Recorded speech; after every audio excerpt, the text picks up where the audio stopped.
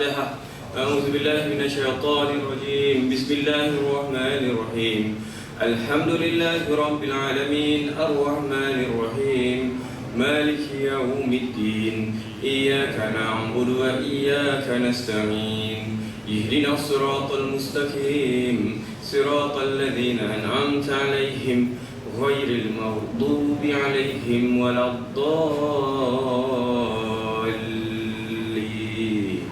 آمين. إن الحمد لله نحمده ونستعينه ونستهديه ونستغفره ونعوذ بالله من شرور أنفسنا ومن سيئات أعمالنا من يهده الله فلا مضل له ومن يضلل فلا هادي له أشهد أن لا إله إلا الله وأن محمدا عبده ورسوله صلاة وسلاما دائمين متلازمين على حبيبنا وشفينا رسول أمين وعلى آله وصحبه ومن تبعه بإحسان إلى يوم الدين. فأما بعد بارك اللهم لنا في شهر رمضان بارك اللهم لنا في شهر رمضان بارك اللهم لنا في شهر رمضان اللهم إنك عفو كريم تحب العفو فاعف عنا يا كريم. Terima kasih tuan-tuan yang muliakan pengurusi Nazir serta jawatan kuasa Masjid Baitul Mahabbah, Tuan Imam, Tuan Bilal, para petugas Masjid Baitul Mahabbah, seterusnya para pemimpin masyarakat, datuk-datuk, datin-datin, tuan-tuan, puan-puan, sidang hadirin hadirat yang dirahmati Allah sekalian. Anda bersama saya Ustaz Halim Hafiz aka Brother Iman dalam tazkirah pendek 15 minit insya-Allah. Namun ni tajuk malam ini ialah saya nak ulang kaji balik pasal Lailatul Qadar. Bukan nak cerita panjang, pendek je tentang Lailatul Qadar. Kenapa mesti sekarang? Adik kata, memang tanya malam ni tak apa ke? Tak kisah. Okey. Lailatul Qadar, kenapa cepat sangat Ustaz? Sebab kita nak buat preparation. Kita tak nak hari ni cerita Lailatul Qadar, besok dah nak kena siap sedia. Jadi awal-awal lagi, ada 2 minggu lagi lebih kurang masa untuk kita bersedia. Mulai tahun ini kita target betul-betul biarlah kita sambut Lailatul Qadar sehabis baik. Sebagaimana yang kita semua dah tahu dah, sejarah Lailatul Qadar itu bagaimana. Ada 2 versi, sebenarnya ada banyak versi, saya nak ceritakan 2 je. Versi yang pertama, satu hari Nabi Musa AS berdialog dengan Allah Subhanahu Wa Taala di Tur Sinai, semenanjung Sinai, di Jabal Musa, di pergunungan Musa. Jadi ketika itu Nabi Musa AS menyatakan bahawa dia bersyukur kepada Allah Subhanahu Wa Taala kerana ada di kalangan umatnya yang mampu untuk berperang pada siang hari dan berqiyamul lail pada waktu malam. Bukan selama sehari, bukan 2 hari, bukan seminggu, bukan sebulan, tetapi 1000 bulan. Artinya sekitar 84 tahun. Umatnya itu siang berperang, malam berqiyam, siang berperang, malam berqiyam. Jadi Nabi Musa berbangga dengan prestasi yang telah ditunjukkan oleh umatnya itu. Maka Allah Subhanahu Wa Taala telah membalas balik dengan menyatakan bahawa wahai Musa, sebenarnya umat Muhammad lebih beruntung kerana mereka akan dikurniakan dengan satu malam yang dinamakan Lailatul Qadar, yang mana barang siapa yang beramal pada malam tersebut, pahalanya seolah-olah dia beribadah selama lebih 1000 bulan. Maka Nabi Musa yang mendengar berita itu terkejut, menjadi kaget. Akhirnya Nabi Musa kata, kalau begitulah tak apalah, aku tak jadi Nabi, tak jadi Rasul pun tak apa, asalkan aku dapat jadi umat Muhammad dan menikmati keindahan dan kehebatan Lailatul Qadar. Perumpamaannya macam mana nak cakap? Faham tak? Saya tengok tuan-tuan macam muka keras, ketat ni. Saya nak macam inilah umpamanya, macam ibarat kata ni yang rekod ni tolong edit Ibarat kata seolah-olah macam PM kita dengan isterinya Kak Ros suruh letak jawatan, tak apalah nak jadi rakyat negara lain asalkan dapat menikmati kehebatan negara lain tu. Faham tak? Tak faham juga? Saya bagi contoh lain lah.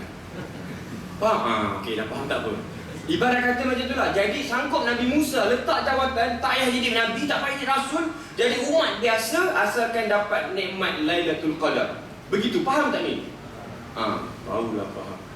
Faham tak faham? Tak faham. Kalau jawab perlahan maknanya pendek umur. Faham tak faham? Boy, macam umur. Tuan-tuan apa yang mati Allah sekalian? Versi yang kedua pula, Nabi Muhammad SAW telah diberitahu oleh Jibril alaihissalam. Jibril kita, wahai Nabi Muhammad, sebenarnya umat-umat terdahulu umur mereka panjang dan mereka gagah perkasa. Nabi Adam hidup ratus ribu tahun umatnya. Nabi Nuh sendiri pun hidup ribu tahun. Kita tengok macam mana Fir'aun hidup 500 tahun tanpa demam, tanpa sesama. Dan umat-umat terdahulu memang ternyata mereka ni umurnya panjang dan gagah perkasa. Nabi pun sedih. Sebab apa?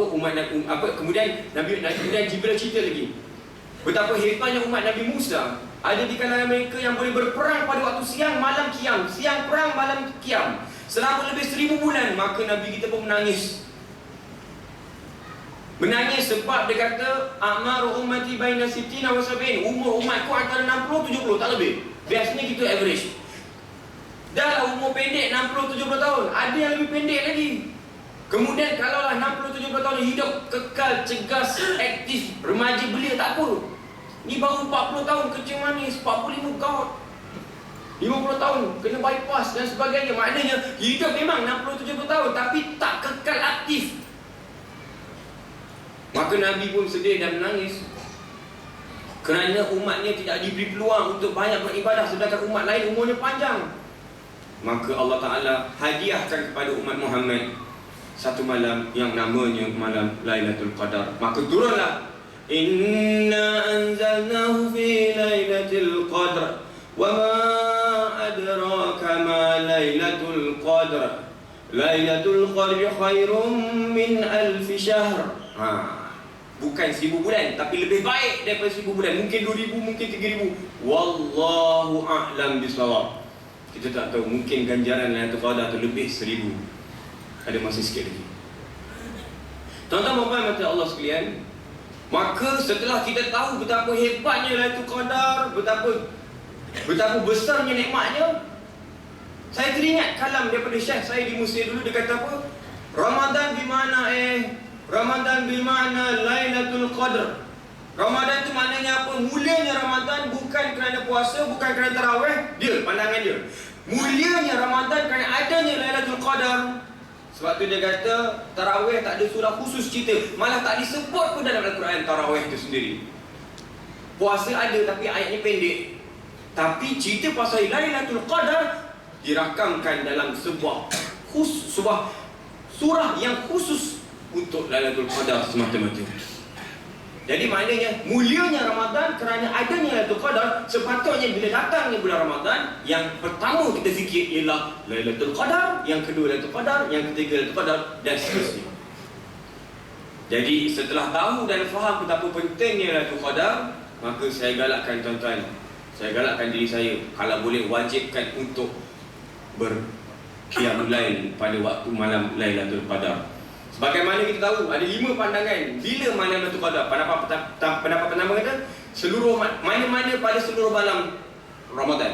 Pandangan kedua kata mana-mana malam ganjil, 1, 3, 5, 7, 9. Pandangan ketiga kata 10 malam terakhir, sama ada 21, 22, 23, 24. Pandangan keempat, 10 malam terakhir yang ganjil, 21, 23, 25 hingga 29. Dan pandangan yang kelima, pada malam 27 Ramadan sahaja. Ini pandangan Ibnu Abbas dan yang lain-lain. Tapi kalau tanya pandangan saya lebih cenderung untuk memilih pandangan yang ketiga, iaitu 10 malam terakhir, sama ada ganjil ataupun genap. Sebab apa? Sebab mungkin di Malaysia ganjil, di Mekah genap, atau sebaliknya, mungkin di Mekah ganjil, di sini pula genap. Maka kita tak tahu malaikat ikut kalender mana. Kalau nanti pening pula malaikat datang, oh ni Shah Alam tak boleh, genap.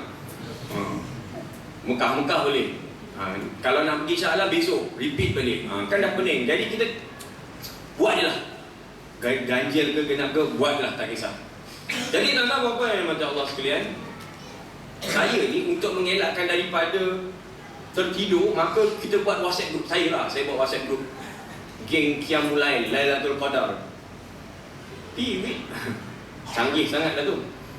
Jadi kita buatlah malam ni tukar-tukar tempat. Kadang buat kat Masjid Muaz bin Jabal, kadang buat kat Masjid Besi Putrajaya, kadang buat kat Masjid Shah Alam. Jadi malam tu ada 2 orang mamat ni, dia janji dengan saya nak ambil saya malam tu pukul 3.30 pagi. Ini cerita dah ni. Pukul 3.30 pagi, seorang nama Man, seorang lagi nama Boboy. Man dengan Boboy nak ambil saya. nak ambil untuk pergi Qiyamul Lail pada malam Lailatul Qadar. Malam tu malam 10 malam terakhir. Jadi tanya ustaz, malam ni kita kat mana? Okey, malam ni kita sembahyang kat Masjid UIA. Malam ni imam dia Imam Arab. Sedap bacaan. Jom kita pergi. Pukul apa ustaz? 3.30 pagi. Okey. Ambil saya pukul 3.30 pagi. Okey ustaz, no problem. 3.30 tercegat kat rumah. Depan rumah saya. Sekali tengok yang datang cuma boboy. Man tak ada. Jadi saya tanya, mana Man? Tak tahulah ustaz. Call dia tak angkat-angkat. Saya pun call. Call tak angkat, betul. Tak apalah, kita pergi je lah. Maka saya dengan Man pun, saya dengan boboy pun pergilah ke Masjid UIA.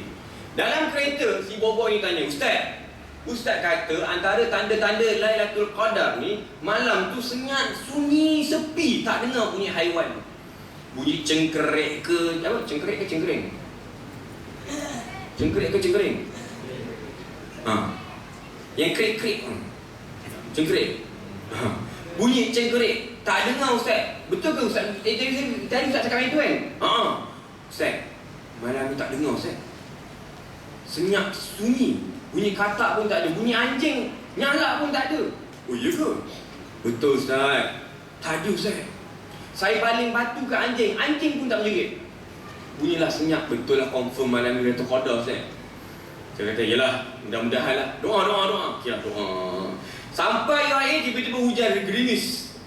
Kejap hujan, lepas tu reda balik. Lepas tu hujan balik, lepas tu reda balik. Lain macam lah hujan malam ni. Lah ustaz, agaknya hujan rahmat kot. Yelah, kita doa lah. Jadi saya pun doa, malam tu kita pun Qiyamul Lail lah macam biasa. Tengah-tengah semayang, habis semayang, tiba-tiba si boboy ni, dia keluar masjid. Saya ingatkan dia pergi toilet ke, pergi apa ke, punya masuk balik. Kau buat apa boboy? Saya tengok kat luar ustaz. Ustaz kata tanda-tanda Lailatul Qadar, Nabi sebut apa? La haratun wala baridatun. Tak panas sangat, tak sejuk sangat. Ustaz, kat luar tadi tak panas sangat ustaz, sejuk pun tak sangat. Lailatul Qadar kot. Doa lagi. Sambung doa. Lepas subuh, dengar kuliah subuh, nak balik, masuk kereta, Ustaz tengok kat luar ustaz. Kenapa? Matahari tak terik sangat.